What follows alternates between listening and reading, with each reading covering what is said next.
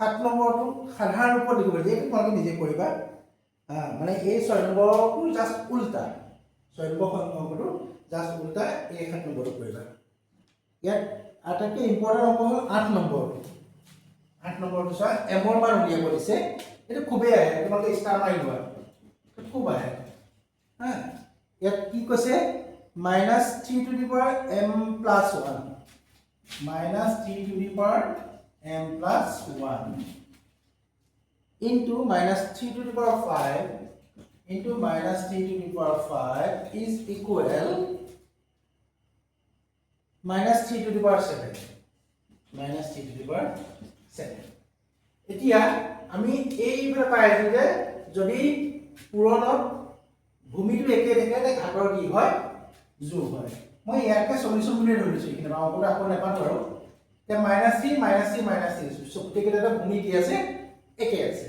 তে আমি ইয়াত ভূমিটো কি লব পাৰিম -3 লব পাৰিম তে ঘাটৰ কি হ'ব যোগ m + 1 আছে আৰু লগত কি আহিলে 5 আৰু কিফালে কি থাকিলে -3 to the power 7 এফালে কিমান হৈ গ'ল -3 to the power m plus 6 এফালে হৈ গ'ল -3 to the power 7 আমি এই ভূমিকেইটা ইমিট কৰিলো মানে নাইকে কৰিলো তেন্তে কি পাম m plus 6 is equal to 7 অৰ্থাৎ m is equal to কিমান হ'ব 6 যদি কিফালে গুচি যায় 7 পৰা 6 গ'ল কিমান থাকিলে ওকে এইটো খুব বেছিকে আহে কেতিয়াবা ইয়াত 1 ঠাইত 2 দি দিয়ে 5 ঠাইত 6 দি দিব পাৰে 7 ঠাইত 8 দি দিব পাৰে খালি সংখ্যাটো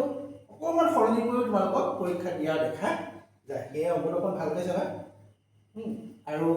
ইয়াৰ পিছৰ যিকেইটা এমচিকিউ তোমালোকে ইয়াতে কিতাপৰ পৰা চাই ল'বা ধন্যবাদ আজি পাঠটো কেনে লাগিল কমেণ্ট সেকশ্যনত জনাবা আৰু যদি ভাল লাগে শ্বেয়াৰ কৰি দিবা তাৰপিছত ছাবস্ক্ৰাইব কৰিবা ধন্যবাদ